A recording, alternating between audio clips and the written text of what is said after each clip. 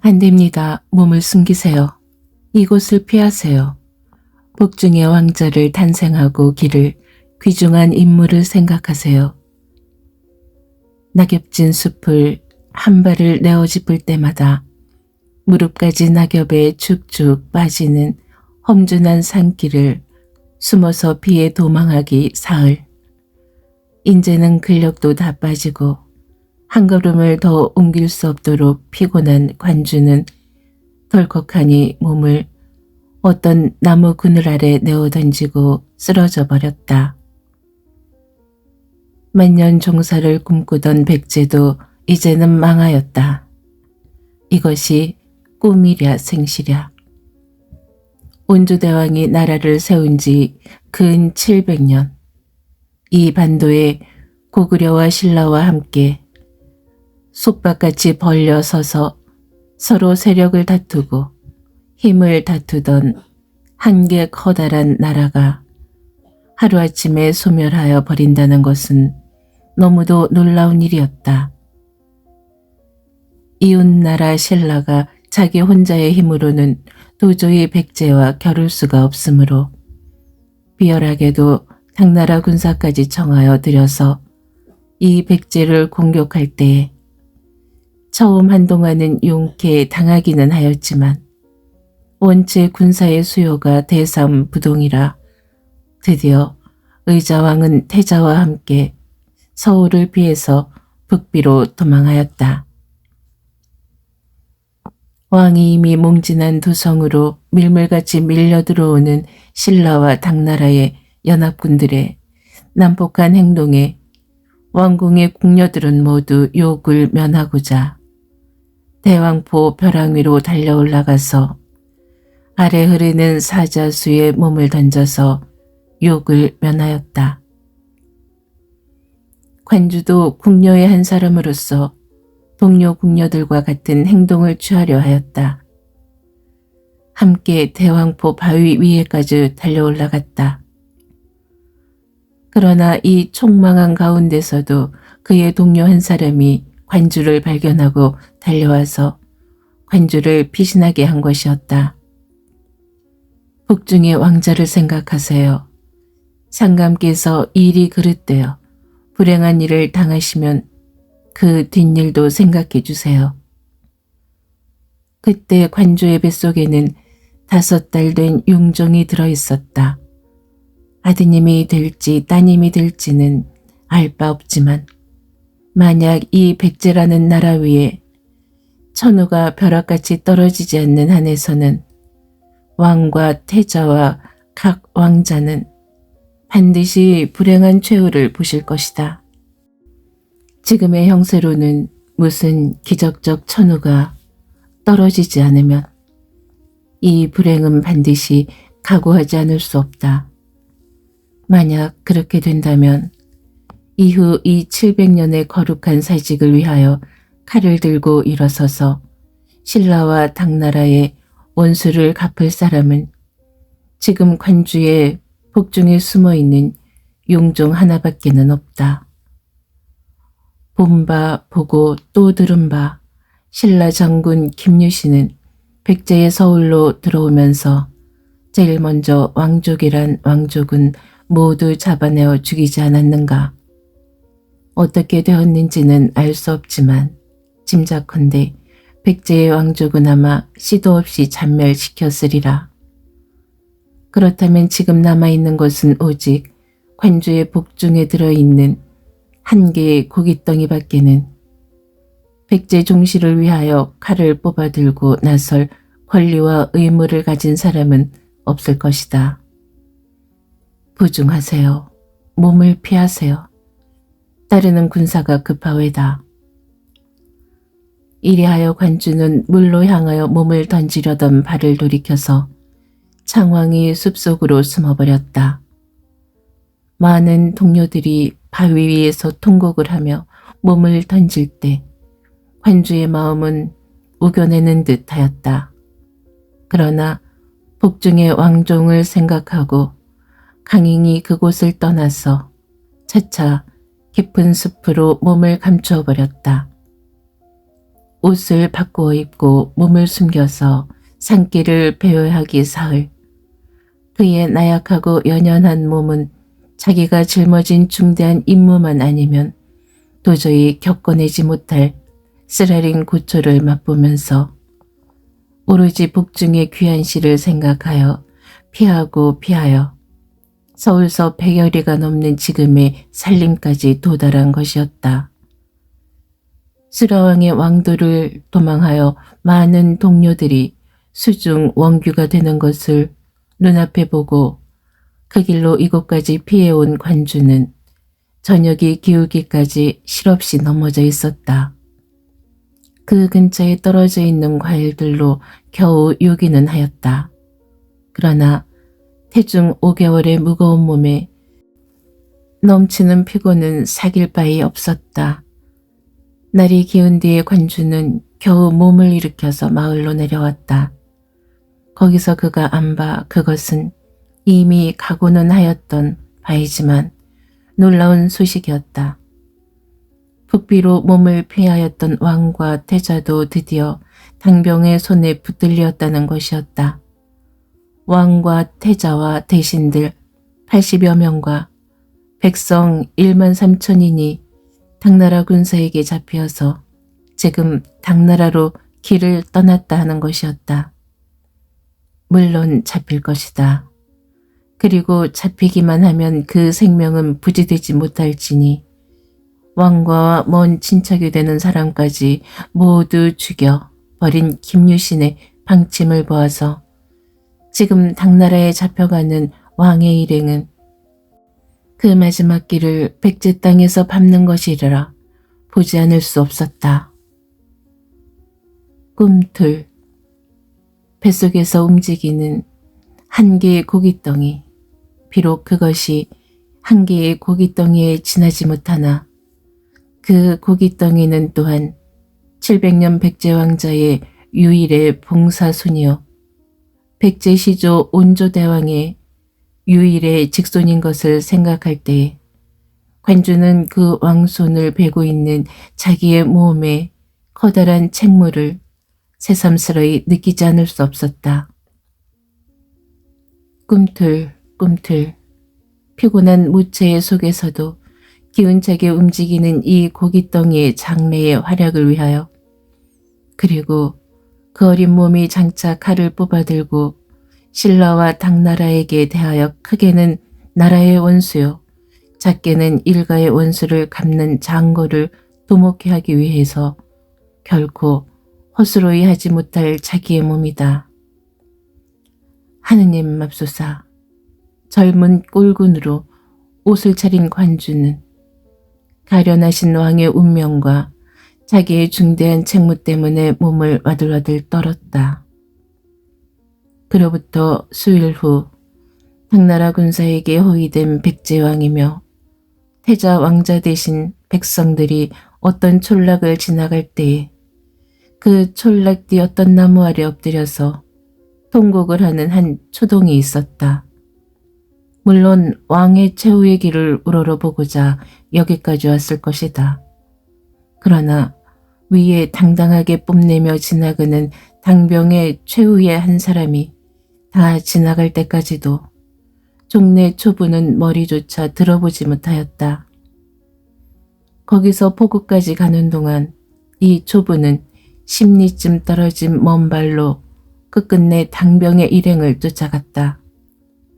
밤에는 왕이 수금되어 있는 집 근처에서 배회하며 틈을 엿보고 하였다. 엄중한 당병의 감시의 눈에 숨어서 왕께 배울 수는 도저히 없는 바지만 행여하는 요행심으로 배회하는 것이었다. 왕이 당병에게 끌려 배에 오르기까지 왕을 배울 기회를 얻지 못하였다. 왕을 태운 배가 멀리 한바다로 떠나가서 보이지 않게 되기까지 초부는 해변에 망연히 서 있었다.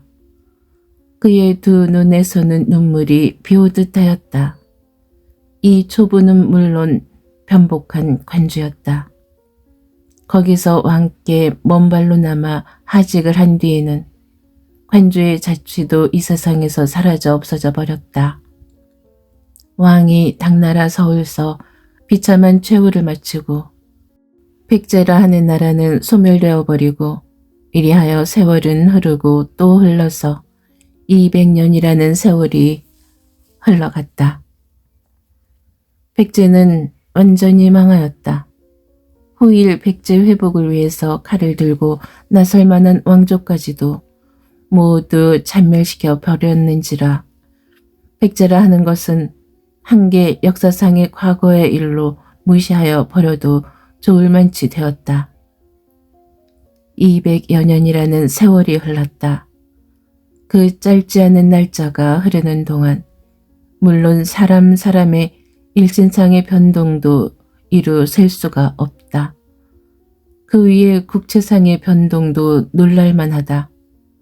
신라는 당나라의 힘을 빌어서 백제를 없이한 뒤에 거기 자미를 보고 후일 당나라가 고구려와 싸우는 기회를 보아가지고 고구려까지 없이하여 버렸다.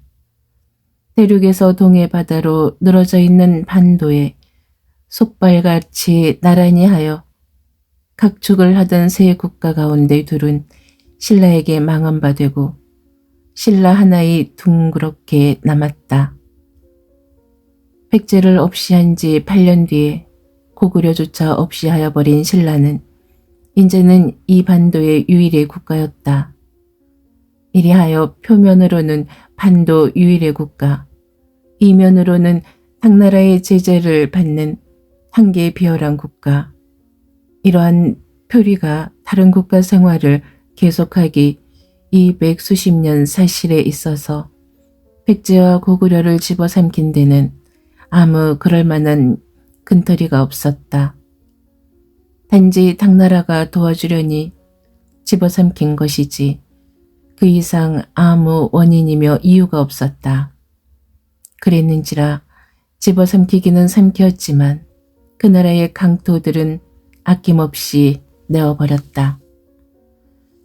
집어삼킨 뒤 한동안은 그래도 명색이나마 지방관들을 파견하고 경질하고 하여서 그래도 자기네 땅인 듯한 느낌도 없지 않았지만 그 긴장의 몇 해가 지난 뒤에는 그 강토는 다시 돌보지도 않았다. 백제의 옛 강역은 그래도 좀 거리가 가까웠더니 많지 얼마만치 돌보는 흉내나마 내었지만 고구려의 구역은 완전히 주인 없는 땅으로 되어버렸다. 이러한 200년간의 옛날 김유신이 백제를 삼키고 뒤이어 고구려를 삼킬 때는 그래도 뒷일을 근심하여 장차 조국을 위하여 칼을 뽑아들고 나설 만한 지위를 가진 사람은 종자까지 없이 하여 버렸으나 명장 한번 저승으로 간 뒤에는 다시는 그런 먼 후의 일까지 생각하려는 사람이 없었다. 자주 변경을 침노하던 무서운 고구려와 백제가 인제는 없어졌는지라 마음 놓고 팔다리 길게 뻗치고 살 수가 있게 되었느니만치 지금 남은 것은 안일 백제는 완전히 망하였다. 지금 남은 것은 안일과 권태의 꿈뿐이었다.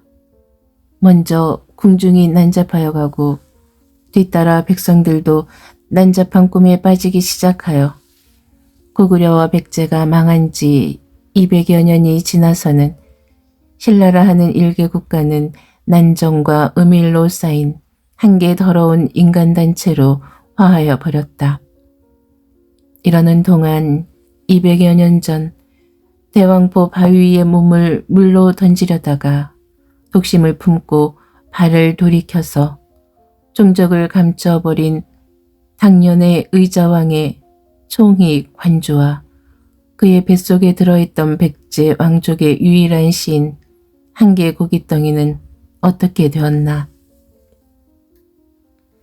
무론 그새 흐른 세월은 덧없이도 벌써 200여 년이 대가 바뀌고 손이 갈리기도 벌써 여러 번일 것이다. 그러나 그 초집부는 지금껏 후손들이 계승하고 있는지 혹은 하도 긴 세월이라 인제는 선량한 한계의 시민으로 변하여 버렸는지 세월은 여전히 흐른다. 그 흐르는 세월 아래는 별의별 것이 다 감추어져 있나니 내가 이러한 서두 아래서 적어 내려가려는 한계 기구한 운명의 구인의 이야기도 그 200년이라는 세월이 눈감아줄 동안에 생장하고 계승된 한계 가련한 이야기다. 자, 그러면 이제부터 나는 나의 이야기를 독자 여러분 앞에 펴놓자 장차 어떤 것이 나오려는지. 황성단. 세월은 흐르고 흘러서 백제 망한 지 200수십 년이라는 날짜가 흘러갔다. 양주 가은현 한가한 농촌에 가을빛이 완연히 이르러서 천하는 장차 올 겨울을 맞이하려고 고요한 가운데도 분망한 어떤 날 밤이었다. 나지막한 산이 병풍같이 북쪽으로 들리운 이 근방 일대는 아늑한 꿈속에 벌써 들었고 좀 성급한 닭들은 회를 치려고 우리 속에서 준비를 할 때 시각은 정이 자시었다. 번쩍 하늘에서 한 개의 불덩이가 튀었다. 그 다음 순간은 와찌끈하는 요란한 소리와 함께 온 천하가 화강으로 중일되고 땅이 뒤집힐 듯이 흔들리고 잠시 동안은 땅이 그냥 흔들렸다. 이런 뒤에는 다시 온 세상은 고요한 가을밤에 잠겨버렸다. 세상은 다시 고요하게 되었다. 그러나 이 소란통에 잠에서 깨인 사람들은 무슨 일인지 몰라서 눈을 크게 하고 숨도 크게 못 쉬고 모두들 와들와들 떨면서 서로 얼굴만 바라보았다. 이러한 가운데서 어떤 집에서 문이 열리고 그 문으로는 노인 한 사람이 나왔다. 100살이 넘었으면 넘었지 결코 덜하지는 않았을 노인이었다. 그러나 아직도 기골이 장대하고 허리가 곧은 노인이었다. 노인은 뜰에 내렸다. 내려서 잠시 사방을 휘둘러 본 뒤에 뒷짐을 지고 천천히 발을 옮겨서 제 집을 나섰다. 이 동리를 보호하는 듯이 병풍같이 둘려있는 산, 알메라 하는 산이다. 노인은 곁눈질도 않고 일직선으로 갔다. 별빛과 달빛이 명랑한 가을밤이었다. 이 비교적 어둡지 않은 하늘 아래서 노인이 발견한 것은 그 근처 일대에 무성하였던 마른 잡초들이 불타서 재가 되어버린 것이었다. 노인은 노인답지 않은 활기 있는 걸음으로 성큼성큼 언덕길로 올라갔다. 그가 한참을 올라가다가 발을 멈춘 곳. 발을 멈추는 동시에 노인의 입에서는 환희성이 저절로 터져나왔다. 그의 늙은 두 눈에서는 눈물이 비오듯 하였다. 장천이여, 200여 년이로소이다. 200여 년이로소이다. 마치 미친 사람같이 혼자서 중얼거리는 노인. 그 노인의 앞에는 사면 두간 넓이쯤 되는 커다란 바위가 하나 있었다. 처녀남이지만 처녀남답지 않게 꼭 네모 반듯한 바위로서 어떤 까닭인지는 모르지만 그 바위를 이 근방 일대에서는 황성단이라 불러왔다. 언제부터 그런 칭호로 불렸는지는 모르나 지금 100살이 넘은 이 노인이 어렸을 때도 역시 황성단이라 한 것을 보면 꽤 오래전부터 이렇게 불려온 모양이었다. 그 바위의 정남향에 한 개의 구멍이 뚫렸다. 아까의 궤변대에 뚫린 구멍으로서 말하자면 하늘에서 별이 하나 그곳에 떨어진 것이었다. 좀 더 적절히 말하자면 황성이 떨어진 것이었다. 아까 천하에 충일되었던 화광은 별이 떨어질 때에 생긴 빛이었다. 아까의 지동도 별이 떨어지느라고 생겼던 것이었다. 마른 풀이며 견나무가 모두 탄 것도 별의 열기 때문이었다. 별이 황성단 앞에 떨어졌다. 다시 고요한 잠에 잠긴 가을의 밤하늘 아래서 홀리고 또 홀리는 노인의 눈물과 또한 기쁨과 흥분과 환희에서 나오는 눈물이었다. 마을에서는 들려오는 닭의 소리, 하늘을 짖는 개의 한 소리. 창천이여, 창천이여. 노인의 의별성과 아울러서 고요한 가을밤의 대지로 퍼져나간다.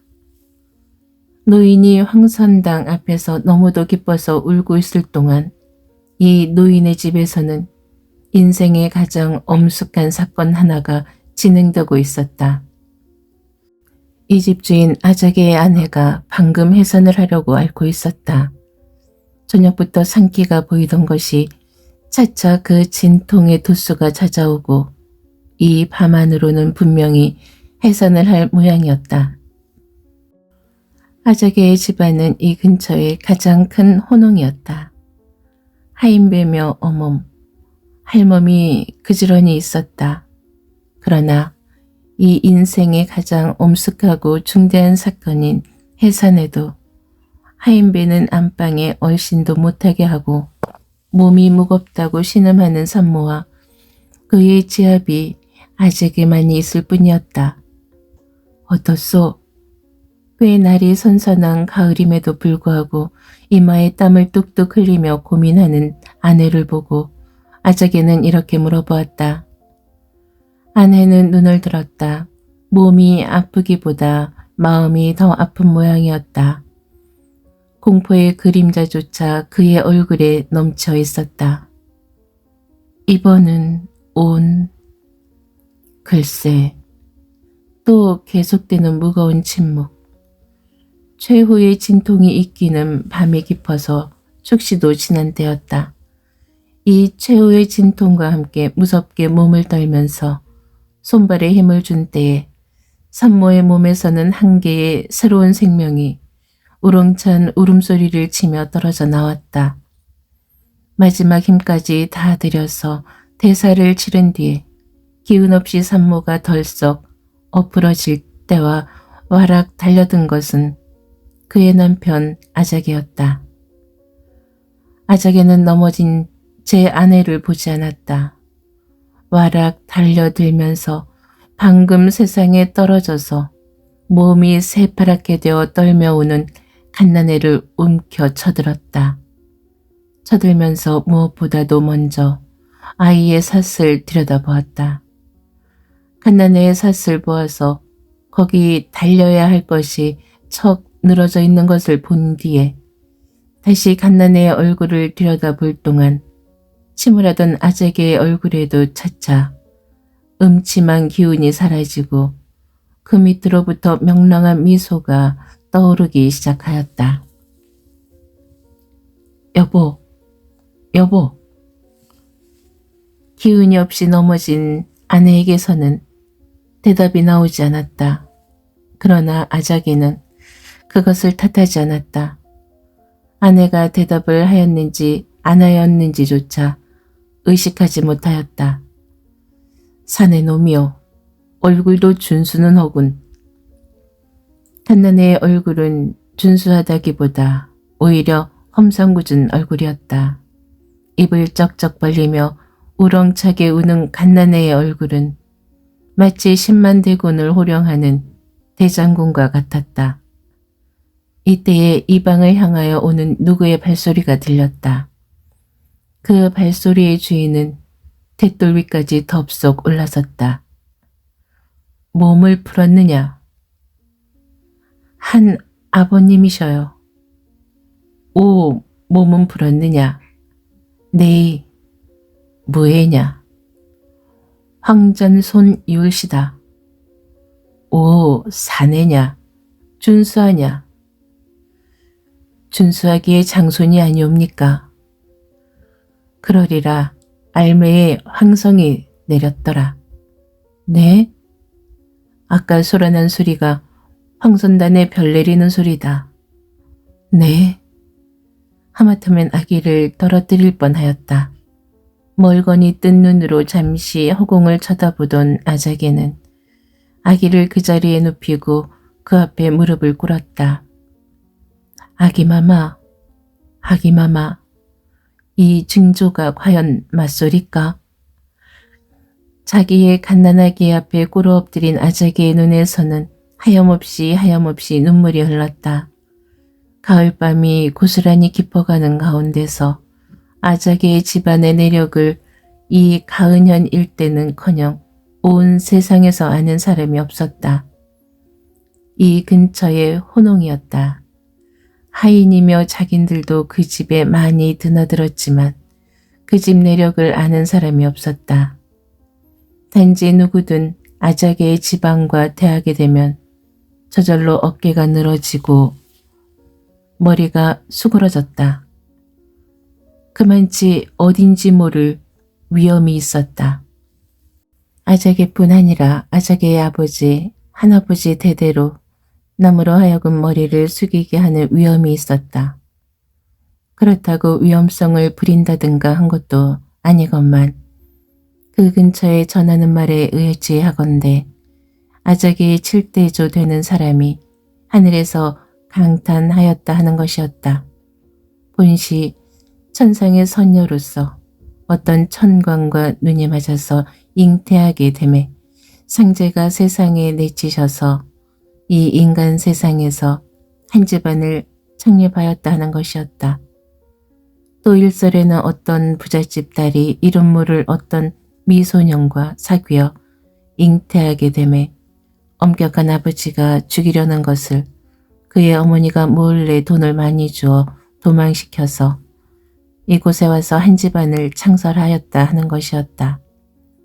여하간 아작의 집안은 지금으로부터 200여 년 전 한개 꽃다운 젊은 여인으로 시조되어 7대를 내려와서 오늘날의 아작의 대까지 되었다는 것만은 사실인 모양이었다. 7대를 한 곳에서 살았으면 그 후손도 상당히 많이 퍼졌을 것이다. 그런데도 이 집안은 대대로 딸도 없는 외아들로 내려왔다.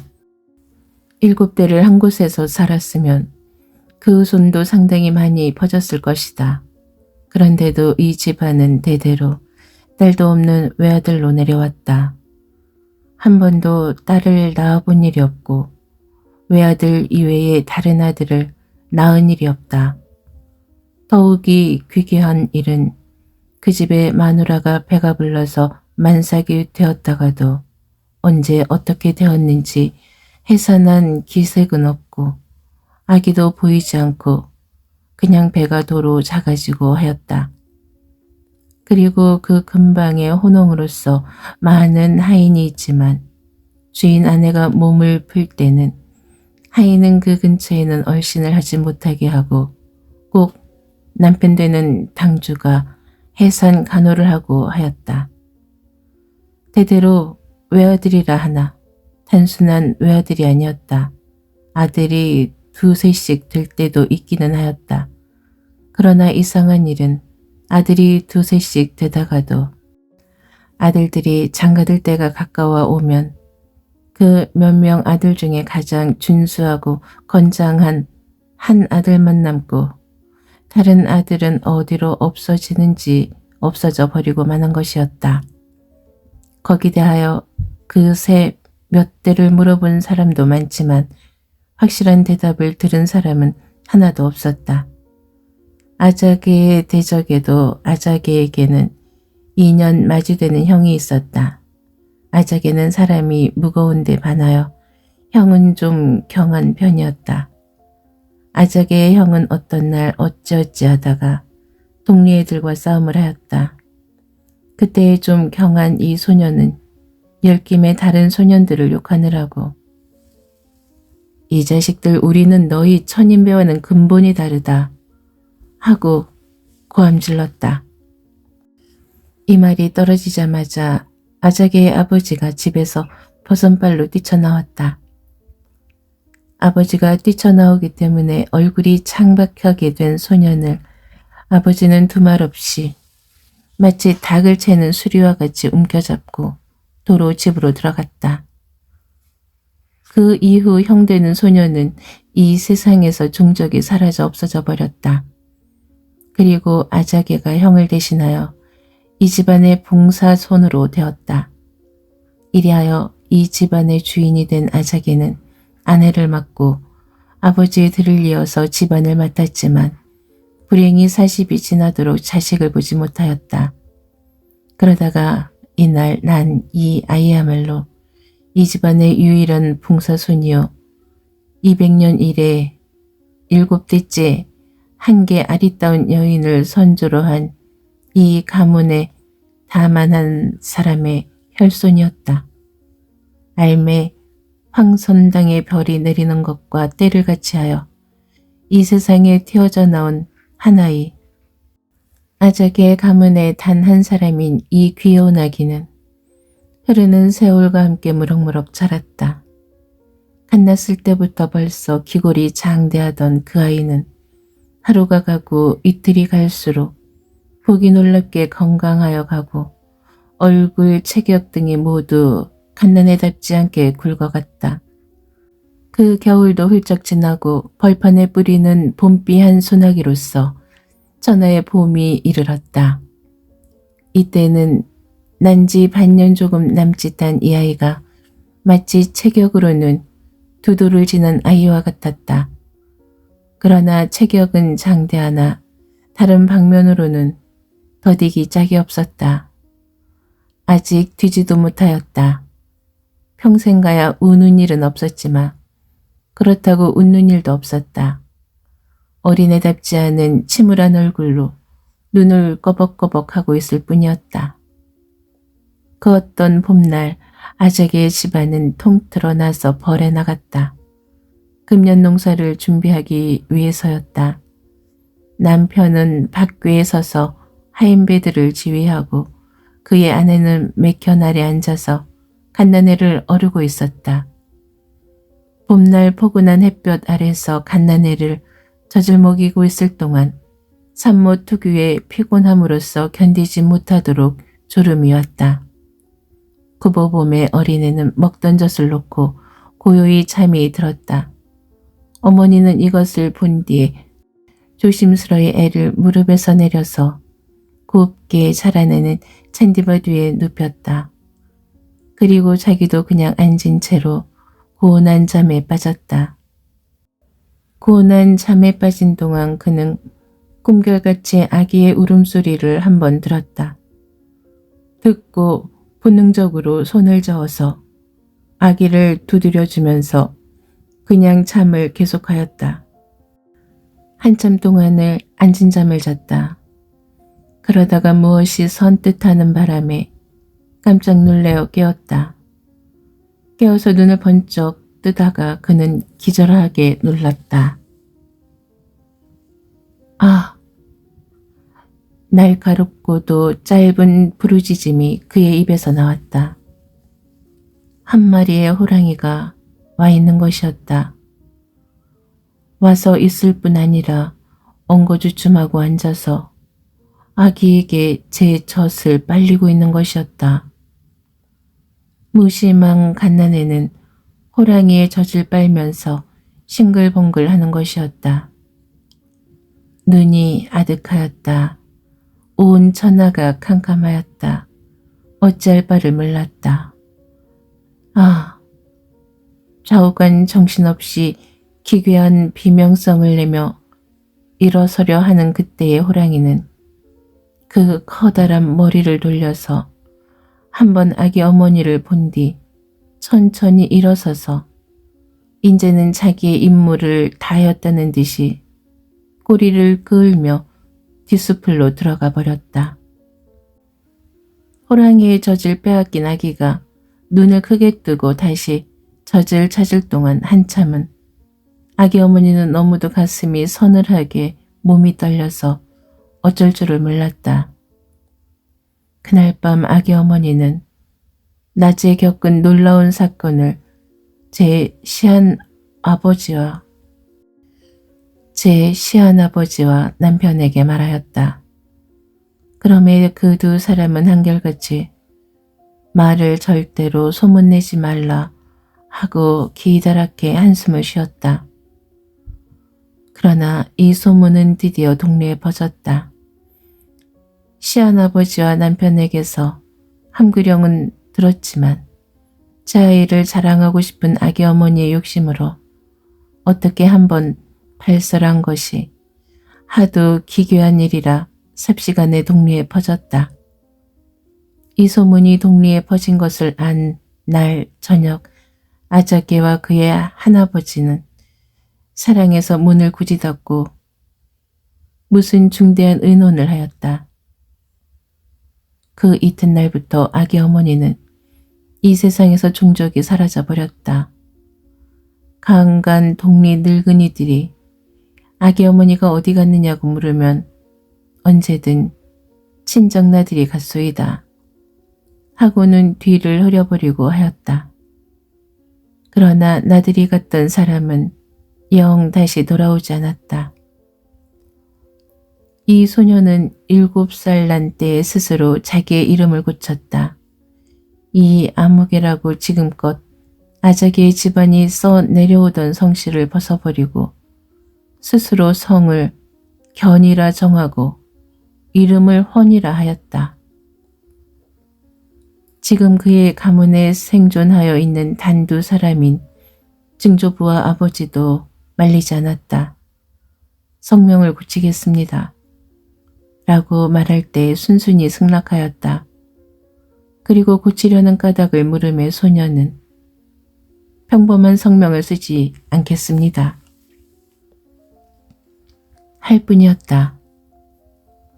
소년 견훤은 이 아늑한 가은현 일대의 한 경이적 존재였다. 어렸을 때 호랑이가 젖을 먹였다는 소문도 전지하여 모두들 외웠다. 6살 때에 벌써 맷도야지를 주먹으로 때려 죽여서 부로들을 놀라게 하였다. 이 소년 견훤의 신변에는 기괴한 일이 연방 생겼다. 소녀는 늘 혼자 돌아다녔다. 이런 시절의 소년들은 대개 동물을 사귀어 가지고 함께 노는 것이오늘 견훤은 동물을 사귀고자 아니하였다. 음침한 얼굴을 하고 늘 혼자 돌아다녔다. 그런데 때때로 봉황이며 두루미가 날아 내려와 혹은 소년의 머리 위를 돌고 돌아다니고 혹은 소년의 어깨에 내려앉아서 길게 소리를 외치고 하였다. 그리고 이런 철없는 시절의 소년은 그 짐승들을 잡아서 장난할 것인데 견훤은 그러지 않았다. 그것들이 와서 노는 것을 관심도 하지 않았다. 다만 침울한 얼굴로 홀로 이 산골짜기 맷등성을 왔다 갔다 하는 것이었다. 그는 아버지에게서 활과 살과 검을 받았다. 그러나 소녀는 그것을 연습하는 기색이 없었다. 하루는 아버지 되는 아자개가 소년이 혼자서 우두머니 바위 등성에 앉아있는 것을 보고 가까이 가서 물었다. 너 활을 연습하느냐? 소녀는 대답지 않았다. 웬만한 일에는 소녀는 입을 열지 않았다. 소녀는 대답 대신으로 거기 놓아두었던 활을 들었다. 들어서는 거기다 살을 먹였다. 살을 먹이고 하늘을 우러러 볼 때에 요행이 하늘에는 한 쌍의 기러기가 날아가고 있었다. 소녀는 기러기를 향하여 살을 놓았다. 다음 순간 한 마리의 기러기는 한 번 하늘을 핑 돈 뒤에 펄럭펄럭하며 땅으로 떨어졌다. 자기의 아들의 놀라운 궁술에 입을 딱 벌린 아버지에게 향하여 소녀는 잠시 아무 표정도 없는 눈을 던지고 있다가 활을 휙하니 내버렸다. 아버지 아자개도 눈이 퀭하여 자기 아들을 굽어볼 뿐이었다. 웬만치 배워서도 달하기 힘든 궁술에 우체까지 겨눈 소녀는 달한 것이었다. 궁술뿐 아니라 검술에도 언제 연습하였는지 놀랄만한 역량을 가지고 있었다. 그러나 소녀는 누구한테도 자랑하지 않았다. 소년의 입은 마치 봉쇄당한 듯이 웬만한 일에는 열려 보지를 않았다. 꾹 입을 다물고 음침한 얼굴로 한없이 저편을 내다보는 소년의 양은 어떻게 보면 한 70이 넘는 늙은이 같았다. 이 음침한 소년 견훤은 스스로 고독을 취하며 고독한 가운데서 한없이 무슨 생각을 하며 아늑한 이 동네에서 고이 자라났다. 이 소년이 무엇을 꿈꾸는지 무엇을 생각하는지는 아는 사람이 없었다. 그의 아버지도 아들이 너무도 침울함으로 아들을 도리어 저편하였다. 소윤이 무슨 일을 하든 아버지는 말하지 않았다. 자기의 할아버지와 얼굴을 서로 마주보고는 만족히 웃고 할 뿐이었다. 이 소년의 하는 일거일동이 모두 아버지 아자개에게는 만족하게 보일 뿐이었다. 황성은 내렸건만 혼자서 입속으로 중얼거리고 하는 아버지였다. 8살 나는 해에 견훤 소녀는 살인을 하였다.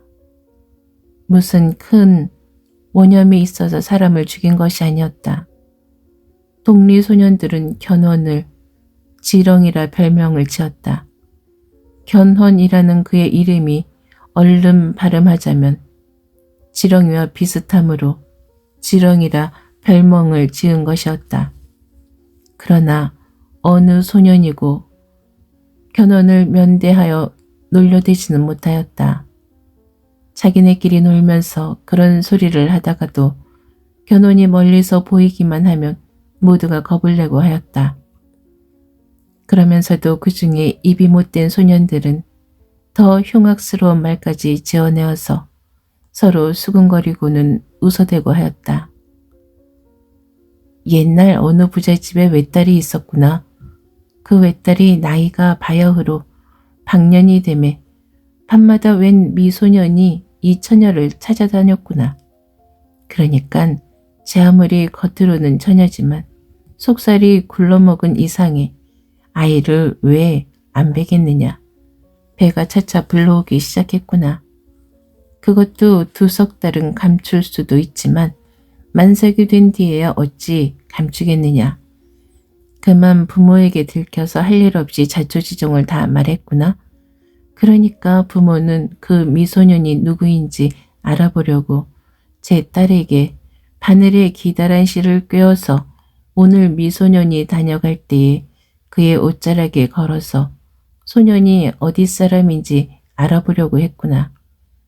부모의 명령으로 이 남봉처녀는 제 비밀 서방이 밤에 다녀갈 때 옷자락에 바늘을 꿰어 놓았구나. 이튿날 그 실바람을 쫓아가니까 북쪽 담 밑에까지 그 실이 연달렸고 거기를 들치니까 지렁이가 한 마리 바늘에 허리가 꿰어서 죽어 있었구나. 남봉처녀는 만삭이 돼서 아들을 낳았는데 지렁이 아들 역시 지렁이 아들. 견훤이 하하하. 이런 소리를 하면서 웃어대고 하였다.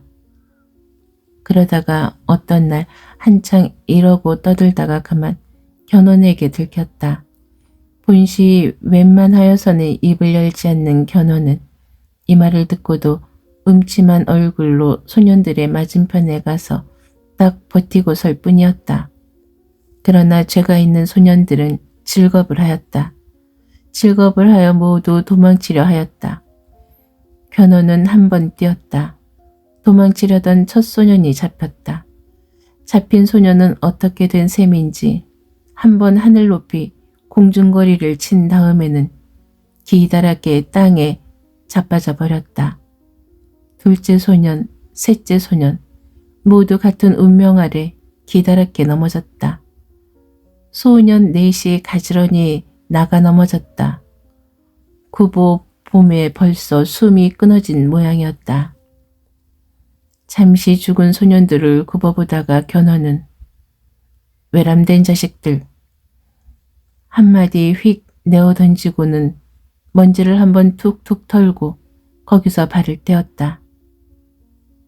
그날 견훤이 동네 소년 넷을 돌로 미쳐 죽였다는 소문이 굉장히 났다.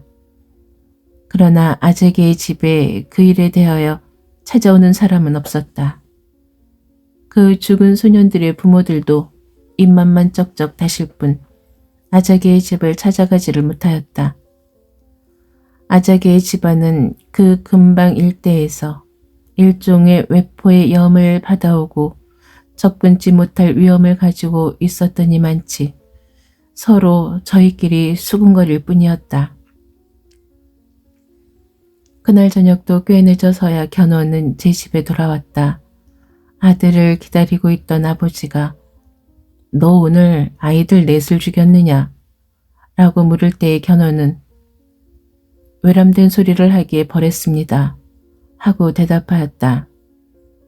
외람된 소리란 무슨 소리냐? 어머님을 욕합디다. 아작에도 머리를 끄덕끄덕 하였다. 더 묻지 않았다. 견훤의 증조 할아버지는 견훤이 11살 되는 해 이른 봄에 저 세상으로 갔다. 임종의 자리에서 사랑하는 증손자를 앞에 불러앉힌 이 노인은 말을 잘 듣지 않는 몸을 겨우 일으켜서 무견히 손자의 앞에 한참 동안을 무릎을 꿇고 입속으로 무엇이라 숭얼숭얼 하다가 앉은 채로 저 세상으로 갔다. 이제는 이 너른 우주에 아자개의 혈속이라고는 아자개와 그의 어린 아들 밖에는 남은 자가 없었다. 사위는 이렇듯 끊임없이 변하여 가지만 견훤 소년의 기고 동작에는 추호도 변동이 없었다. 늘 음침한 얼굴로 그 근처의 사냐를 편납하는 것이었다. 소년다운 명랑한 빛과 활기가 없는 대신에 차차 날카로워가는 눈을 푹 내려뜨고 양손을 젓는 듯 마는 듯 하며 묵묵히 산과 벌을 돌아다니는 것이었다. 남국 정치를 풍부히 띈 이 근방에서 소년은 과연 무엇을 보고 무엇을 맡고 무엇을 듣는가?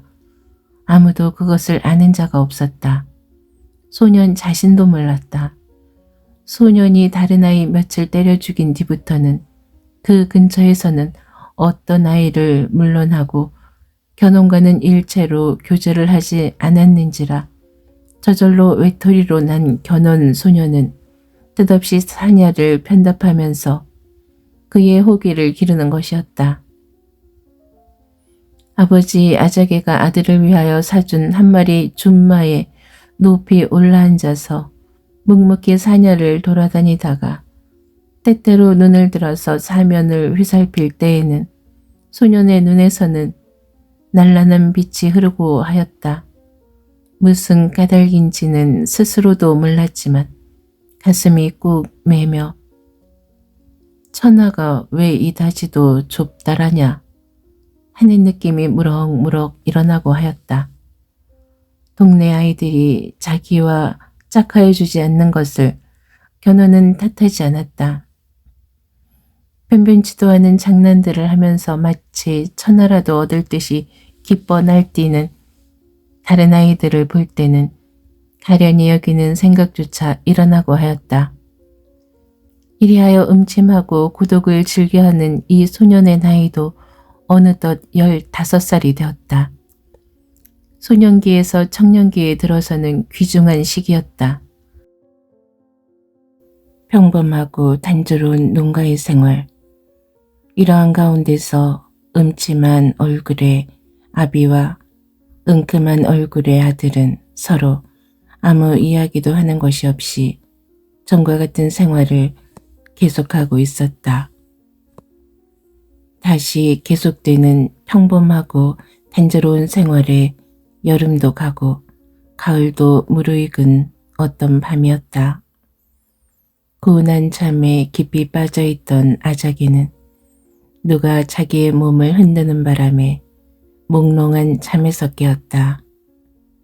응, 응? 아버님, 깨우는 것은 그의 아들 견혼이었다. 응, 왜 그러느냐? 아버님, 좀 여쭐 말씀이 있어서. 응, 그래. 아자기는 그냥 졸음에 취한 눈을 부비며 아들을 보았다. 길 떠나려는 차림이었다. 아자기는 펄떡 정신이 쇠락하여졌다. 어디 가려느냐? 네, 하직을 구하러 왔습니다. 쉬. 아자기는 몸을 일으켰다. 황황히 옷을 주워 입고 아들의 손목을 덜레덜레 끌고 방 밖으로 나왔다. 밖으로 나온 부자는 살인문 밖으로 나섰다. 가을달 교교히 비치는 아래를 아비와 아들은 빠른 걸음으로 뒷산으로 들어갔다. 인적이 끊치고 때때로는 풀맹수도 다니는 으슥한 숲풀에 깊이 들어가서야 아비는 아들의 손을 놓고 앉았다. 말해라. 네. 어디로 가려느냐? 정처가 없습니다. 무얼 하러 가려느냐? 아버님. 아버님이라 마지막 부릅니다. 마지막 옳다. 마지막으로 나도 믿고 너도 그렇게 알아라. 이 뒤에 다시 올 생각을 말하라. 와도 만나지도 않는다. 만약 이 뒤에 너와 나와 만날 날이 있다 하면 그때는 너는 용상에 앉고 나는 그 앞에 꿇어 엎드려 전하라고 우러르게 되어야 할 줄 알아라. 네, 저도 아버님께 경이라 부르기 전에는 결코 안 돌아오겠습니다. 왕을 꿈꾸지 마라. 백제 황손이 오를 자리는 황위느니라. 내가 왕이 될지라도 나는 너를 보지 않는다. 황성이 내린 날 이 세상에 나온 저울시다. 구구이 왕이나 되려고 떠날 소인이 아니올시다. 응, 가거라. 타사함의 원수를 갚아라. 10배 하여 갚겠습니다. 우리 조상님을 당나라로 보낸 품값으로는 신라 여왕을 궁녀로 삼겠습니다. 타사함의 많은 주검의 품값으로는 신라 궁실의 비빈들을 폭민으로 강간케 하겠습니다. 나날이 열리는 포석정 지글탕치는 잔치를 엿보아서 잔치를 수라장으로 만들고 부여성 원수를 10배 100배 하여 갚겠습니다. 내 사람됨을 믿고 내 힘을 믿으니 다시 무슨 말이 있으랴만 한 가지 당부는 내 몸을 조심해라 하는 것이다. 내 몸에 실수가 있으면 대가 끊친다. 조국을 위해서 일어설 사람이 없어진다. 그 점도 생각했습니다. 먼저 좋은 짝을 구해서 자식을 본 뒤에 일에 착수하려 합니다. 구애되지 않겠느냐? 소녀는 아비를 보았다. 그게 무슨 직업 없는 말씀이옵니까 하는 눈치였다. 그 밤 소녀는 행방을 감추었다. 밝은 날 아자기는 아들을 잃었다고 하인들이며 품삯 주어 사람을 사기까지 하여 그 근처 일대를 수색하였다. 그러나 소년의 행방은 영 없어지고 말았다. 이틀, 사흘, 열흘, 보름 연하여 찾아보고 알아보고 하였지만 일단 자취를 감춘 소년은 다시 나타나지 않았다. 호랑이에게 물려갔나 보다. 이것이 마지막 결론이었다. 그리고 이로써 동리 사람들이 조상을 하면 아작에는 입맛이 쓴 듯이 입을 쩍쩍 다시는 뿐이었다. 사람의 세상의 보통 아이들이면 아직 응석이나 부릴 나이에 제 홀아버지의 슬하를 떠나서 정처 없는 길을 떠난 견호는 여전한 우물하고 음산한 얼굴로 사랑하는 백마에 높이 올라서 눈을 푹 내려뜨고 가을날 시골길을 더듬어 가고 있었다. 목적한 곳은 어디? 그도 몰랐다.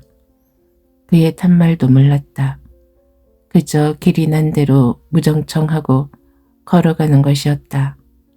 말이 가는 대로 내버려 두는 것이었다. 몽롱이 정한 방향은 서북쪽이었다. 이리하여 밤에는 들에서 자고 낮에는 길을 계속하며 줄이면 빌어먹고 먹을 것이 없으면 굶고 이렇게 닷새 동안을 갔다. 닷새 후에 그의 발이 이르른 곳은 200년 전에 망한 백제 구도 부여였다. 말이 저 혼자서 여기까지 왔는지 혹은 견원 자기가 말고빌리 이리로 끌었는지조차 알지 못하였다. 여기가 어디 오니까? 지나가는 행인에게 이렇게 물어보아서 지금 이곳이 부여의 교회인 것을 안 때에 견원의 음산한 얼굴은 한순간 길끗한 뿐이었다. 그러고는 또다시 말을 재촉하여 성 안으로 들어갔다.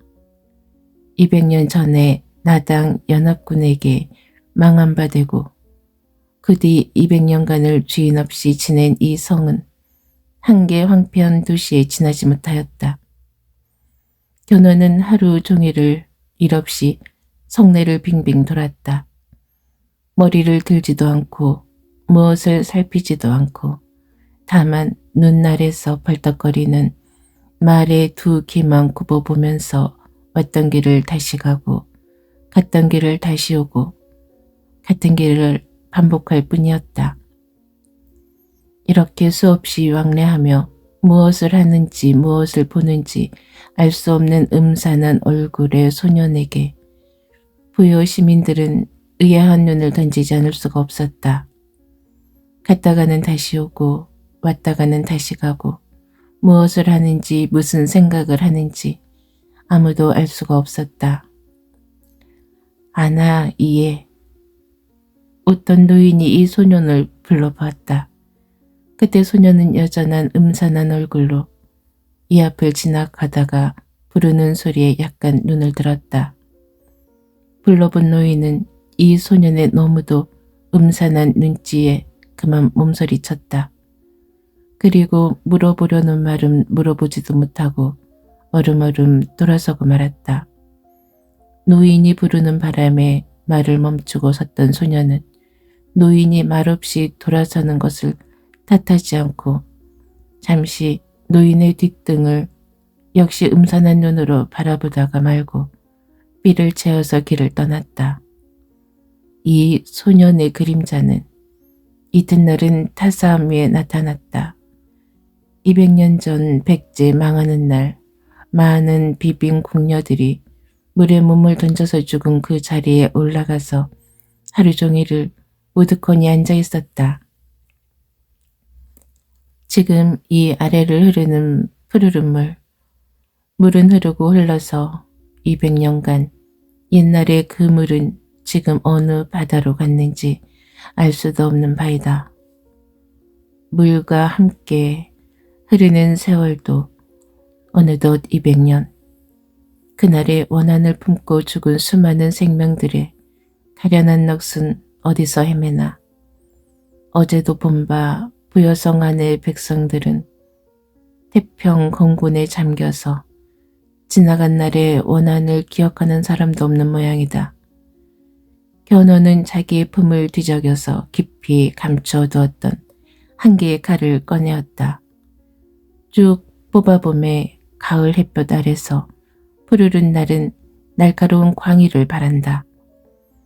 200여 년 전 명공의 손으로 만든 이 명도 장차 어느 날 이 칼이 신라왕의 가슴에 박힐 것이냐. 얼굴을 숙여서 칼날을 들여다보는 견훤의 얼굴은 어떻게 보면 7, 80의 난 노인으로 볼 수가 있도록 음침하였다. 기현. 덧없는 세월은 온갖 인간 사회의 복잡한 위로 여전히 고요히 흘렀다. 그것은 마치 강바닥에는 수없는 물건이 잠겨 있지만 그 위로 여전히 물은 고요히 아래로 흐름과도 같이 이리하여 3년이라는 날짜가 고요히 흘렀다. 그동안 견훤은 어디로 사라졌는가.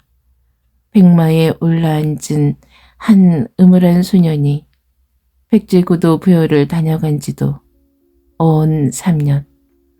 그 소년이 다녀갈 때는 기이한 그 꼴에 눈을 크게 하였던 사람도 있었지만 그 기억도 이제 사라진 3년 뒤였다. 아늑하고 유수한 지리산 산속에도 봄볕이 내려비치고 개나리 진달래가 잿꽃을 자랑하는 한가스러운 봄날, 이 인적이 끊어진 산골에 난데없는 말발굽 소리가 들려왔다. 뚜거덕 산에는 바위요. 바위 틈에는 나무와 잡초가 우거진 이 산, 새를 말을 타고 다니는 사람은 정체가 무엇일까? 말도 쉽지 않은 명머가 아니면 이런 곳을 다닐 수가 없을 것이요. 기수 또한 명기수가 아니면 이런 바위길에 말을 몰 수가 없을 것이다. 번쩍 바위와 나무 틈으로 말의 그림자가 비치었다. 백마였다. 눈결같이 흰 말이 나무 틈으로 걸핏 보이고는 사라졌다. 그 나무 숲을 휘돌아서 나타난 말과 말 위의 사람, 얼른 보면 그 체격이 장대하고 무르익은 얼굴이며 말 타는 솜씨 등으로 30-40에 난 청년인 듯 싶었다. 그러나 자세히 얼굴을 검분하면 아직 겨우 젖비린내나 면한 15-16세의 소년이었다. 마상객은 숲풀에 벗어나서 좀 광명한 곳에 나와서는 무거운 머리를 들어서 사면을 둘러보았다. 둘러보아야 산첩첩, 임중중의 심산, 앞도 뒤도 산에 둘리고 숲풀에 둘린 심산, 볼만한 데가 없었다. 마상객은 잠시 무거운 눈으로 사면을 살펴보다가 다시 말고삐를 낚으려 하였다. 그때였다. 어디서 무슨 기괴한 소리가 들렸다. 나뭇가지를 부는 바람의 소리일까? 먹을 것을 찾는 맹수의 소리일까?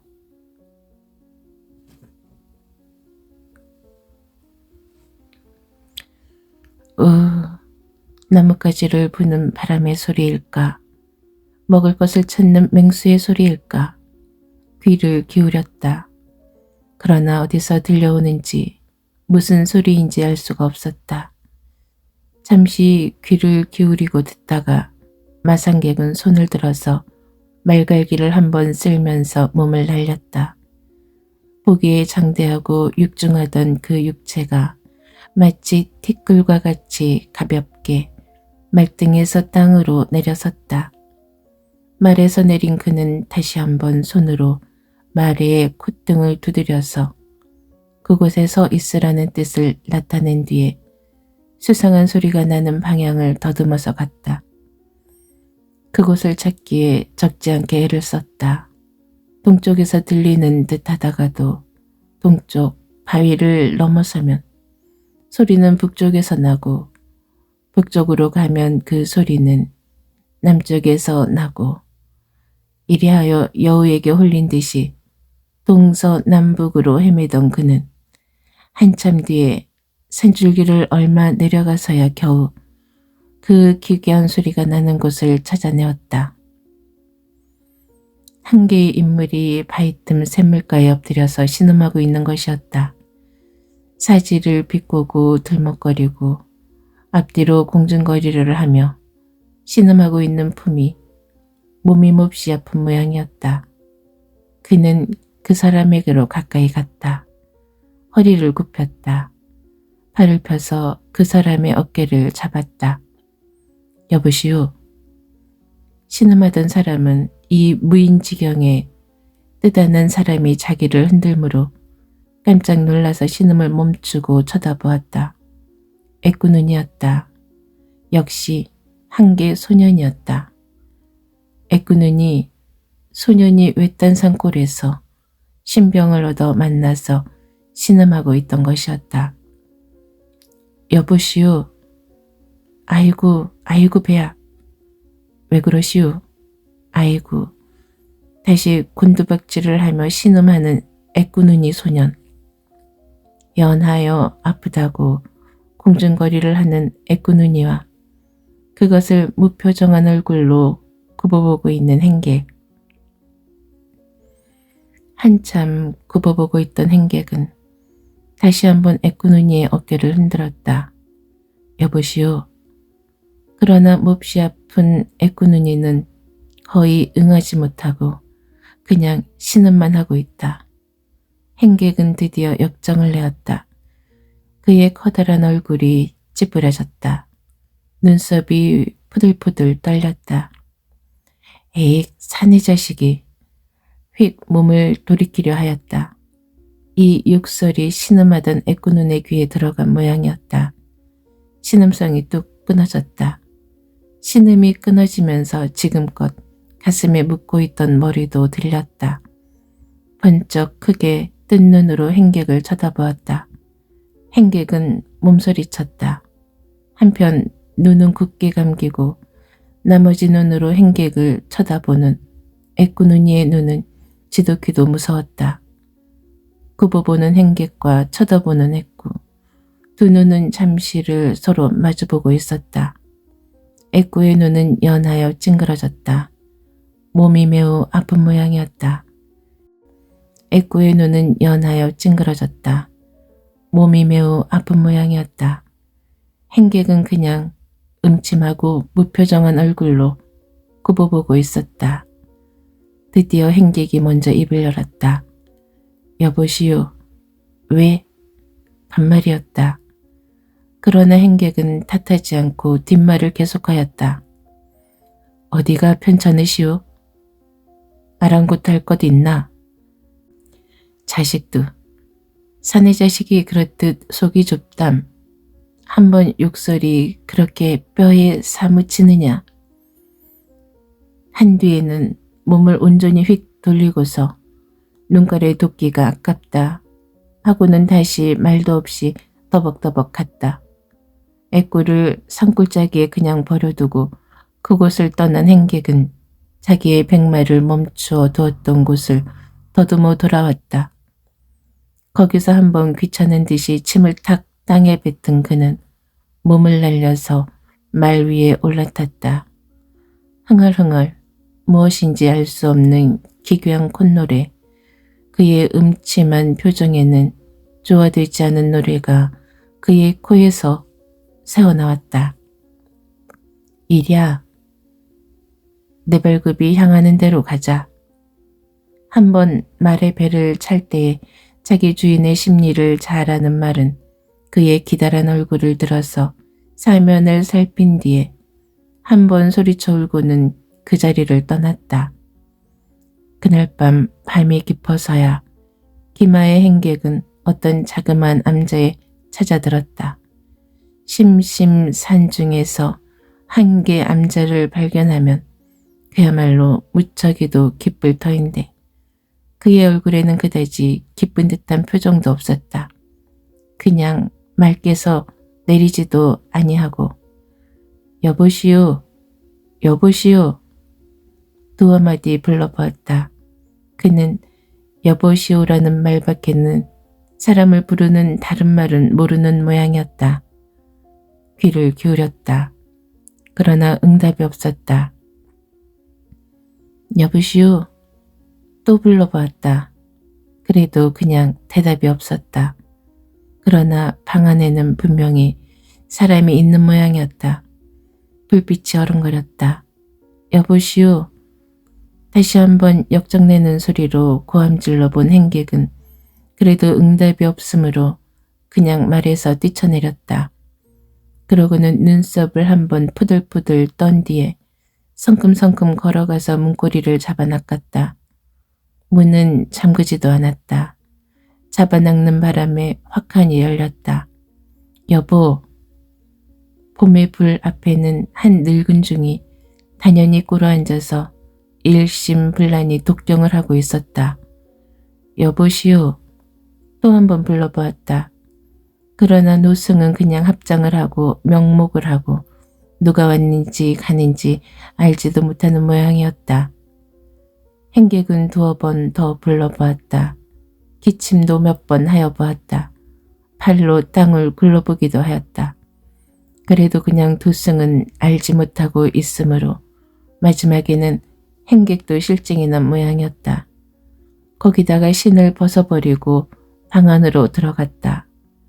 방 안에 들어간 그는 마치 자기의 집인 듯이 여기저기 뒤적이어서 노승이 지어놓은 밥을 얻어내어 훌훌 단숨에 다 먹어버렸다. 다 먹기는 먹었으나 그래도 양에 차지 않는 듯이 두세 번 더 여기저기 찾아보고 이제는 먹을 것이 더 없음을 분명히 안 뒤에 이번은 노승의 이부자리인 듯한 그 집에 담 한 벌의 이부자리를 내려서 노승이 경을 외고 있는 꼭 등 뒤, 말하자면 방 복방 가운데 쫙 펴놓았다. 좀 고난걸. 마치 이 방은 자기의 방인 듯이 이 방에는 다른 사람은 없는 듯이 옷옷에서 속옷까지 모두 벗어던지고 이불 속으로 들어가 버렸다. 이불 속으로 들어간 다음 순간은 천지가 진동할 듯이 코를 구르며 잠에 빠졌다.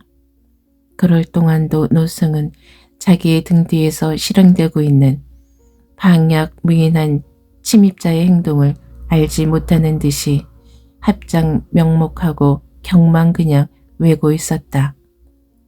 심산의 밤, 고스란히 깊어가는 밤, 그 밤이 꽤 깊도록 코를 구르는 행객과 경을 외는 노승은 그냥 그대로 있었다. 밤이 얼마나 들었는지 닭도 없는 산골이라 짐작하지도 않지만 삼경도 훨씬 지나서 길지 못한 봄날이 산 너머에서 아마 약간 밝아졌을 때쯤에서야 노승은 자기의 할 일을 다한 모양이었다. 눈을 고요히 떴다. 합장하였던 손을 내렸다. 그런 뒤에 천천히 돌아앉았다. 돌아앉아서 천지가 진동할 듯이 코를 구르며 자고 있는 염치 없는 행객의 잠든 얼굴을 비로소 굽어보았다. 한참을 묵묵히 굽어볼 동안 노승의 표정은 차차 움직였다. 처음에는 무표정한 얼굴로 굽어보았다. 거기 잠시 호기심의 표정이 움직였다. 그 뒤를 이어서 곧 호기심에서 경의의 표정으로 변하였다. 경의에서 경동의 표정으로 변하였다. 놀란 표정으로 잠시 행객의 얼굴을 굽어보던 노승은 고요히 손을 들어서 행객의 이마에 덮인 머리털을 젖혀놓고 이편으로 돌아가서 행객의 얼굴을 정면으로 굽어보았다. 굽어보기 한참 뒤에 다시 손을 더듬어서 행객의 머리를 만져보고 손금을 가만히 펴보고 한참을 이리한 뒤에는 다시 무표정한 얼굴로 돌아가서 목짐을 갖다 놓고 몸을 눕히려 하였다. 노승이 바야흐로 몸을 뉘려 할 때에 암자 밖에서는 또 무슨 자칫 소리가 났다. 몸을 눕히려는 노승이 다시 머리를 들고 귀를 기울일 때에 바깥의 소리는 차차 암자문까지 이르러서 문고리를 잡아당긴다. 여보세요. 사람의 소리였다. 노승은 누우려 몸을 다시 일으켜서 가만가만 문으로 갔다. 그때 암자문이 밖에서 열렸다. 그 틈으로는 애꾸는 이 소년의 기진맥진한 얼굴이 나타났다. 여보세요. 길 가던 사람이 산중에서 병을 얻어 만났습니다. 좀 쉬게 해주십시오. 어서 들어오시오. 이리하여 애꾸는이 소년도 그 암자 안으로 들어갔다. 남의 암자에서 마치 제 집이듯이 내 활개를 펴고 잔 행객이 이튿날 잠에서 깬 것은 이 산골에도 벌써 아침 해가 꽤 높이 오른 때였다. 기지개를 서너 번 하여서 몸에 원기를 세우면서 그의 커다란 눈을 번쩍 뜬 행객은 그냥 일어나서 부슬부슬 옷을 다 주워 입었다. 입은 뒤에 비로소 살폈다. 암자에는 노승이 한편 모퉁이에 꿇어앉아 있었다. 그 앞에는 웬 다른 사람이 하나 누워 있었다. 행객은 천천히 일어났다. 일어나서는 노승의 곁으로 가서 거기 누운 사람을 굽어 보았다. 거기 누워서 노승의 간호로 이젠 안정이 된 애꾸눈이를 굽어볼 동안 행객의 얼굴에는 무엇이라 형용할 수가 없는 기괴한 표정이 흘러 지나갔다. 그것도 한순간뿐이고 그 순간 뒤에는 벌써 흥미를 잃은 듯이 다시 돌아서서 무엇을 찾는 듯이 휘살폈다. 여보시오. 또 여보시오다. 남을 찾는데 이 말밖에는 할 줄 모르는 모양이었다.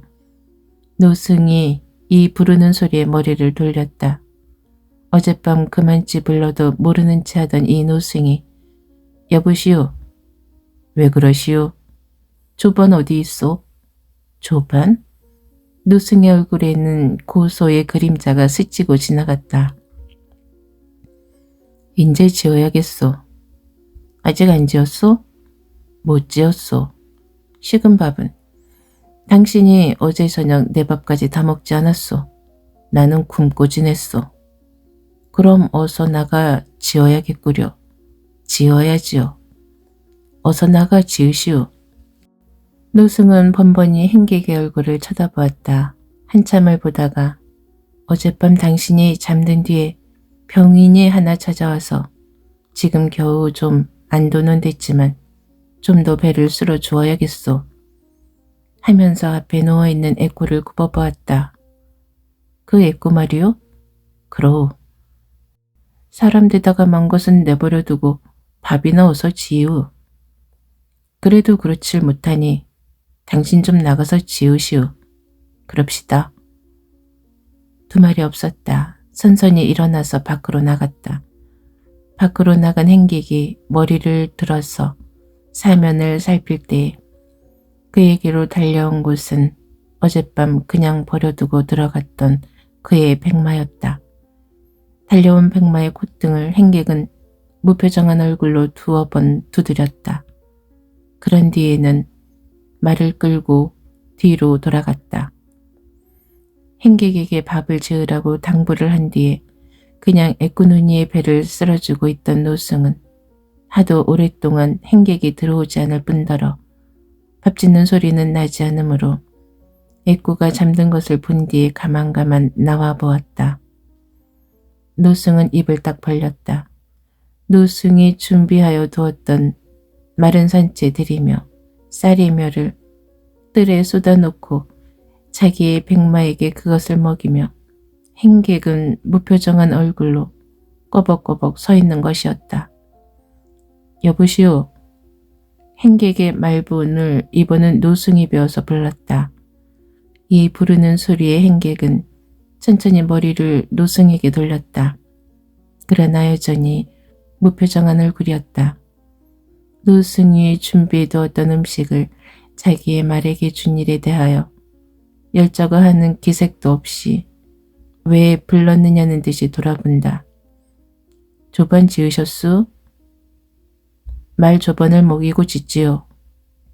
네, 지을게 들어가시오. 그럼 시장하니 어서 지어주시오.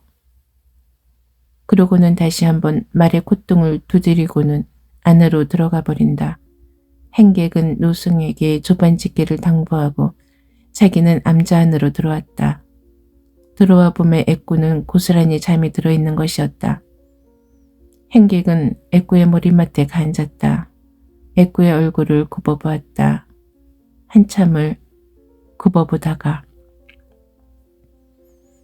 아까운 녀석, 크게는 못 들려서 기로구 하고는 그냥 물러앉으려 하였다. 그 서슬에 애꾸가 잠에서 깨었다. 깨면서 눈을 들어서 행객을 우러러 보았다. 처음에는 무심히 우러러 보았다. 무심히 보다가 행객을 알아본 때는 얼굴에 증오의 표정이 분명히 나타나며 휙 돌아누워 버렸다. 좀 나으시오? 행객은 애꾸에게 물어보았다. 그러나 애꾸는 대답도 안 하였다. 좀 어떠시오? 말한 곳 말어. 이 아기로 찬 애꾸의 말에 행객은 웃어버렸다. 병신 고운데 없다고. 참 괴벽한 녀석이로구. 이 녀석아, 사태 차고 있는 것이 아깝다. 즉시 떼버리고 여복을 입고 침선이나 하거라. 좀든 녀석 같으니. 그러고는 자기도 물러앉고 말았다. 노승이 조반을 지어가지고 들어온 때도 애꾸눈이 몸이 아프다고 그냥 누워 있었다. 그러나 분명히 시장하였던 모양으로 노승에게 누룽지를 청하여 먹고 그 먹는 꼴이 시장한 듯하므로 노승이 짐작하고 밥을 또 주매 못 먹는다 못 먹는다 하면서 한 그릇을 다 먹었다. 조반을 조금 지나서 애꾸는 이제는 다 나았노라고 다시 길을 떠났다. 행객도 당연히 길을 떠날 것이로되 애꾸가 떠나는 바람에 자기는 그냥 안 떠나고 있다가 애꾸가 떠난 지 반각경쯤 지나서 노승에게 하직을 하고 떠났다. 노승에게 이름도 물어보지 않았다. 자기의 이름을 말하지도 않았다. 단지 이 다음 다시 만날 때가 있으면 서로 신분을 말합시다. 한 뒤에는 맑게 올라서 채찍을 쳤다. 노승은 이 소년 행객이 떠나는 것을 암자 앞에 서서 한참을 바라보았다. 길을 가려면 당연히 산을 내려갈 것이오늘 소년 행객은 산비탈길을 기어 올라간다. 명마의 명기수, 사람의 발로도 기어오르기 힘든 비탈길을 한번 까딱 안고 올라가는 모양을 노승은 망연히 바라보고 있었다. 소년 행객은 얼마만치 올라가서는 말을 멈추고 돌아서서 이마에 손을 대고 산골짜기를 두루두루 굽어 살피고 있다. 무엇을 찾는 모양이었다. 아까 먼저 떠난 애꾸를 찾는지도 모를 것이다. 한참을 굽어 두루두루 살피던 행객은 다시 말을 돌려서 올라갔던 길을 다시 내려온다. 말에 오른 채로는 산을 오르기보다 내리기는 더욱 힘든 일로서 희대의 명마가 아니면 도저히 못하는 노릇이다. 소년 행객이 탄 백마는 이 어려운 일을 어렵지 않게 하였다. 산을 내려가서는 골짜기 틈으로 그림자를 감춰버렸다. 노승이 호기심으로써 암자 뒤의 등성이에 올라가서 골짜기를 찬찬히 살펴보매 어떤 골짜기 바위 위에 소년 행객과 소년 애꾸가 마주 앉아서 무엇을 다투는 듯한 양이 조그맣게 보였다. 소년 행객의 백마는 그 곁에서 무심히 풀만 뜯어먹고 있다. 노승은 미소하였다. 기특한 소년이여, 장래 크게 됩시사. 봄볕이 따스로이 내려비치는 아래서 골짜기를 굽어보고 있는 노승의 눈가에는 한 줄기의 눈물까지 어리어 흘렀다. 산새가 기이한 소리로 길게 울면서 이 골짜기를 건너간다. 암자를 나서서 산등성에 올라 한참 굽어 살핀 뒤에 말을 채찍질하여 아래로 내려간 소년 행객이 찾아서 간 것은 물론 애꾸 소년이었다. 여보시오. 뒤에서 들리는 말발굽 소리에 돌아보는 애꾸에게 향하여 마상의 행객은 또 여보시오를 불렀다. 애꾸는 모르는 채 하였다. 모른 채 하고 그냥 가려 하였다. 그때 행객은 말에서 몸을 날려서 내려 애꾸에게로 갔다. 여보시오. 어깨를 잡았다. 그러나 애꾸는 획 한번 어깨를 흔든 뒤에 그냥 길을 가려 하였다. 여보시오 애꾸. 뭘? 헬끈 돌아보았다. 한눈은 굳게 감겼지만 나머지의 한눈으로 흘기는 그 양은 몸서리칠 만하였다. 뭐해라. 별 후레자식 다 보겠네. 흘기는 눈, 딱 마주서서 그 눈을 바라볼 동안 소년 행객의 얼굴에는 점점 탄상의 그림자가 나타났다. 여보게 애꾸. 2번은 여보게다. 그 순간 애꾸가 발을 굴렀다. 얘따 받아라. 애꾸의 몸뚱이가 마치 공과 같이 되어 획 튀어나서 소년 행객에게로 날아왔다. 그러나 소년 행객의 몸이 애꾸보다 더 빨랐다. 날아온 애꾸는 소년 행객의 품 안에 부당겼다. 품 안에서 빠져나가려고 버둥거리는 애꾸를 행객은 꽤 높이 쳐들었다. 이 자식아 눈깔의 전기는 천하를 삼킬 만하다마는 왜 그다지도 속이 작단 말이냐? 놓아라 이 자식아. 놓고 말고. 행객은 애꾸를 가만히 땅 위에 내려놓았다. 내려놓이는 순간 애꾸는 또다시 행객에게 덤벼들었다. 그러나 이번도 역시 행객에게 잡힌 바 되어 높이 쳐들린 데 지나지 못하였다. 놓아라. 놓고 말고. 행객은 다시 애꾸를 내려놓았다. 제갈량이 7종 7금을 했다더니 인제 그만두어라. 2번 덤벼들었다가 2번 쳐들렸던 애꾸는 인제는 다시 덤벼들 용기를 잃은 모양이었다. 야 애꾸야. 대답이 없다. 애꾸라는 말이 듣기 싫으냐? 그러니 내 이름을 모르니 할 수 있느냐? 먼저 내 이름부터 말하마. 나는 상주 사람 견원이로다. 내 이름은 뭐냐? 애꾸는 힐끗 눈을 들어서 행객 견원을 쳐다보았다. 진원이? 자식 이름도 더럽긴 하고. 혼잣말같이. 더러워도 할 수 있느냐? 내 이름은 뭐냐? 이름을 듣고 놀라지 마라. 나는 금지옥엽, 너 같은 자식과는 마주서지를 않을 신분이다. 견원의 눈이 찡긋하였다. 좀 채 놀라는 일이 없고 놀랄지라도 그 안색이 변하는 일이 없는 견원의 눈이 이 말에 분명히 놀랐다. 이름은? 이름은?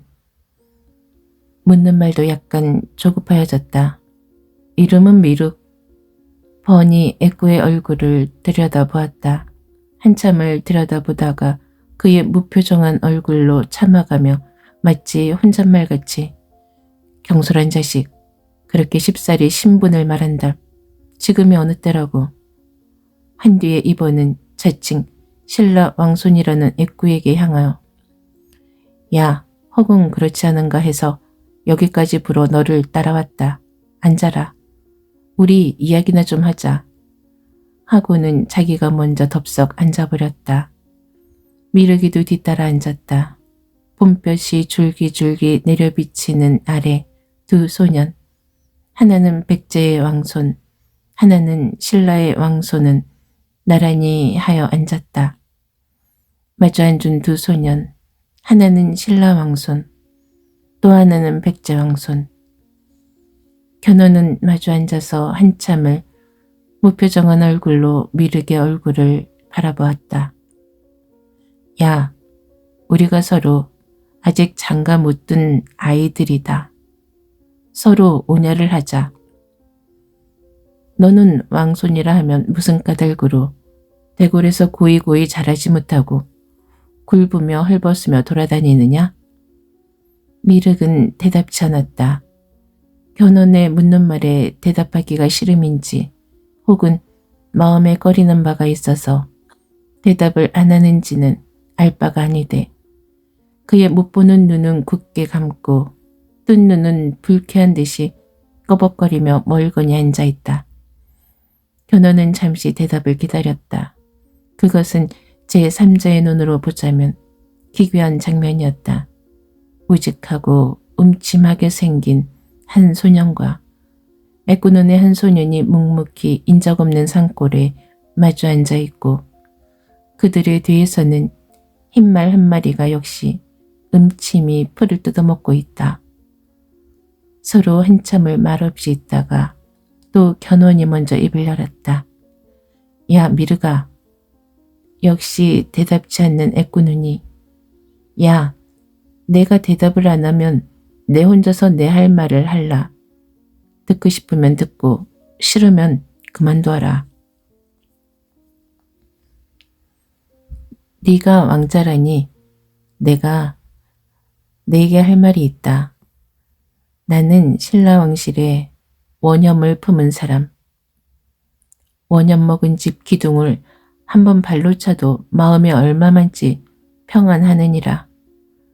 내가 신라왕자일 것 같으면 내 주먹맛을 한번 받아보련? 농담 비슷이 이렇게 말하면서 견호는 농담이 아닌 모양이었다.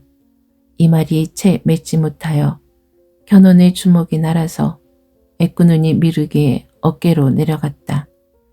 미륵이 깜짝 놀라서 몸을 훔치릴 때에 전번은 어깨지만 이번은 면상이다 하면서 두 번째의 주먹이 애꾸의 얼굴로 날아왔다. 이 억센 주먹에 맞아서 미륵이 고꾸라졌다가 코피를 콸콸 쏟으며 몸을 일으킬 때는 견원의 두 손은 어느덧 힘있게 미륵의 두 팔을 잡았다. 미륵아 아직도 대답 안 할 테냐? 안 했다가는 이번은 눈통이다. 성한 눈까지 없어질 줄 알아라. 다시 주먹이 올라가려 하였다. 만약 견원의 주먹이 한 번 더 날아오면 미륵의 성한 눈까지 없어질 것이었다. 그러나 견원도 미륵의 눈을 꿰뚫으려는 것이 목적이 아니었다. 입을 봉하고 있으므로 그의 입을 열게 하여 보려고 이런 위협을 하여 보았지만 병신답게 마음이 삐뚤어진 미륵은 위협이라고 입을 쉽게 열지 않았다. 비록 죽게 될지라도 그의 입은 열릴 듯 쉽지 않았다. 견원은 주먹으로 위협을 하여 보았으나 애꾸의 입이 열릴 듯 쉽지도 않고 이미 들었던 주먹을 처치하기도 곤란하여 그만 허허 웃고 말았다. 이 자식아 눈깔이 아깝지도 않느냐? 이 자식 주먹을 왜 놓느냐? 놓지 않으면 내 눈깔이 없어진다. 내 눈깔 없어지는 거 내게 무슨 상관이냐? 야, 왜 사내 자식이 그다지도 속이 좁으냐? 너도 사람으로 태어났으면 눈깔이 아까울 것이다. 아까우면 사내답게 항복을 하고 입을 열 것이지. 참, 네가 계집애로 태어나지 않은 게 네 운수불길이다. 별참견 다 아는 자식일세. 자, 우리 그럴 것이 없이 이 조용한 상간에서 서로 소년의 몸으로 집도 없이 방랑하는 같은 신분이야. 서로 신세 타령이나 어디 해보자꾸나. 그것도 싫으냐? 자, 싫으냐? 견원은 마침 미륵이라는 애꾸눈이 소년을 이리 어르고 저리 어르고 위협하고 달래고 하여 드디어 그의 입을 열게 하였다. 애꾸눈이의 입에서 나온 그의 신세와 과거는 이러하였다. 때는 헌안대왕 말년, 왕이 임해전에서 큰 잔치를 베풀고 재산과 왕족을 모아놓고 즐길 적에 그 자리에 응념이라는 왕족 소년이 있었다. 왕은 소년이 너무도 영특해 보이므로 시험삼아 문답을 하다가 내가 여행을 많이 했으니 견문한 가운데서 가장 아름답던 일을 말해봐라 하였다. 그때 응념은 서슴지 않고 세 가지의 아름다운 일을 보았습니다. 라고 하였다. 무엇이냐? 네, 다름이 아니오라 웃삼으로써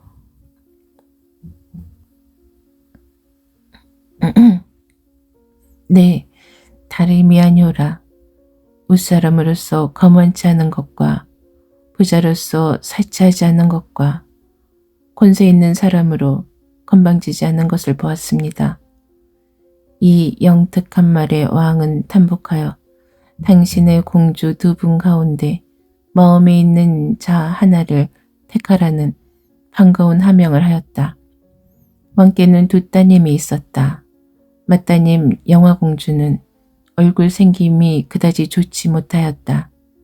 작은 따님 정화공주는 아름다운 용모의 주인이었다. 왕께서 따님을 마음대로 택하라는 황송한 분부를 받은 응념은 물론 재색 아름다운 작은 따님을 택하려 하였다. 그런데 그날 저녁 그의 낭도 중에 범교사라는 사람이 그 소식을 듣고 와서 공께서는 어느 공주를 택하시렵니까? 하고 물었다. 그야 물론 재색 좋은 작은 공주를 택할 것이 아닌가? 네, 작은 공주요?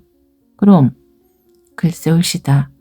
소인 같아서는 막공주를 택하시면 3가지의 좋은 일이 있을 듯합니다. 3가지란? 그것은 이후에 보셔야 알지요. 응념은 범교사의 지혜와 심려를 깊이 믿는 바 있었는지라. 이 범교사의 말을 쫓아서 큰 공주를 택하기로 하였다. 왕은 물론 응념이 재색 아름다운 작은 공주를 택할 줄로 알았다. 그런데 막공주를 택함으로 매우 기쁘게 여겼다. 그 뒤 왕이 승하한 뒤에 왕께는 세자가 없으므로 맏따님의 부마되는 응념이 왕으로 즉위하게 되었다. 그때 범교사가 와서 말하기를 소신이 일찍이 낭도로 있을 때에 막공주를 취하시면 3가지 좋은 일이 있다고 여쭌 그 일이 다 실현되었습니다.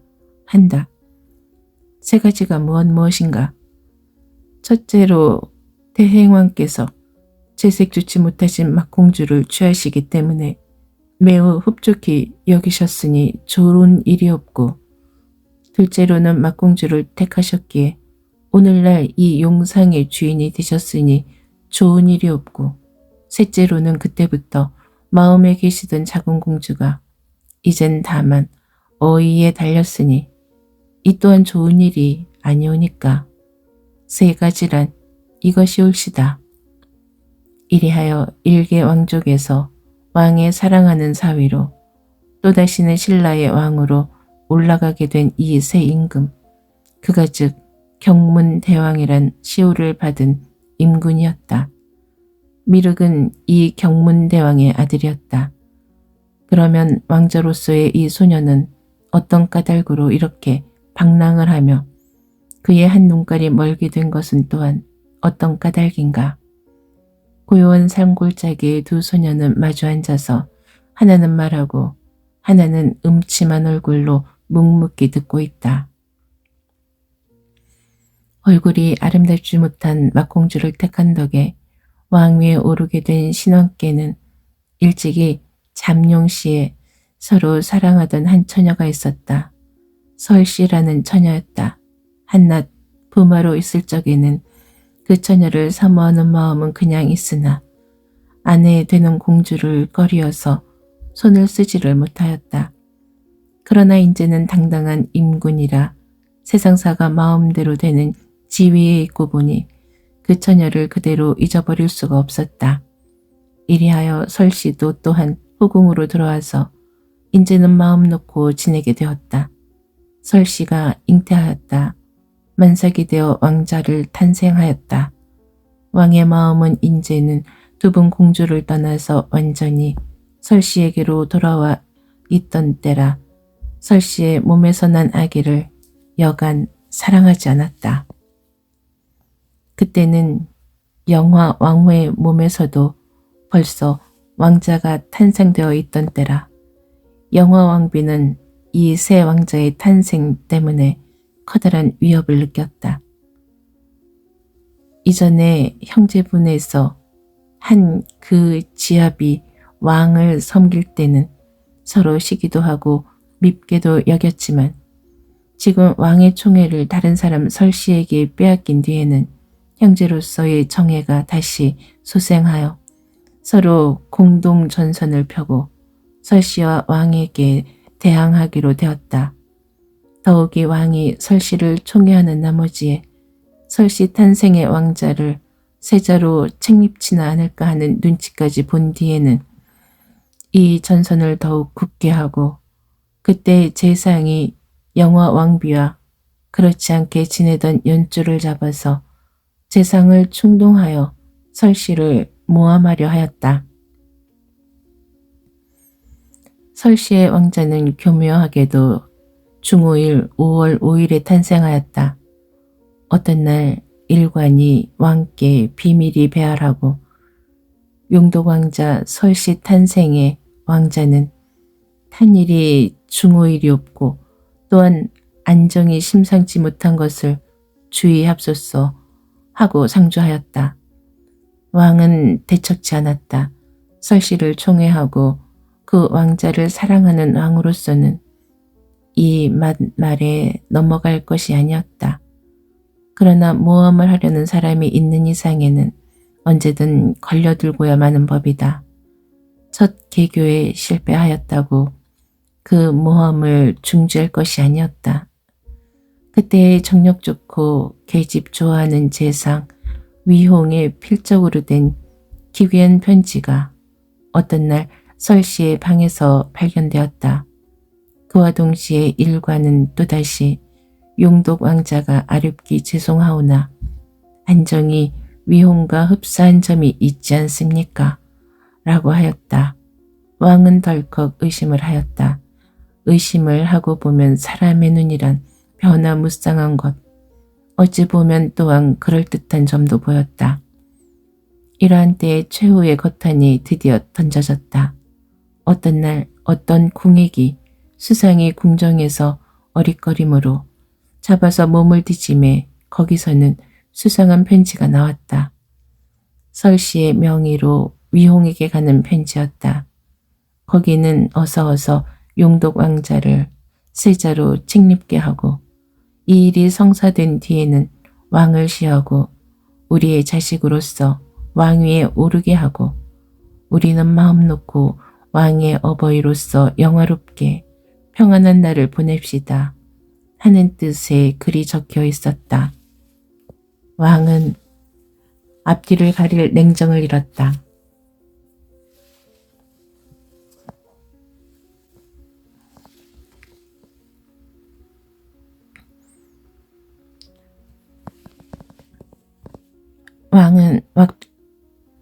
왕은 앞뒤를 가릴 냉정을 잃었다. 그 편지의 필적을 좀 더 자세히 보았더라면 다른 조처가 있었는지도 모르지만 이 편지에 냉정함을 잃은 왕은 즉각으로 무사들을 불러들였다. 왕이 몸소 무사들을 거느리고 설씨가 거쳐오는 뒷대골로 달려갔다. 불문곡직하고 설씨의 모자를 죽여버려서 화근을 재우고자 함이었다. 이리하여 대궐은 때 아닌 전장을 이루었다.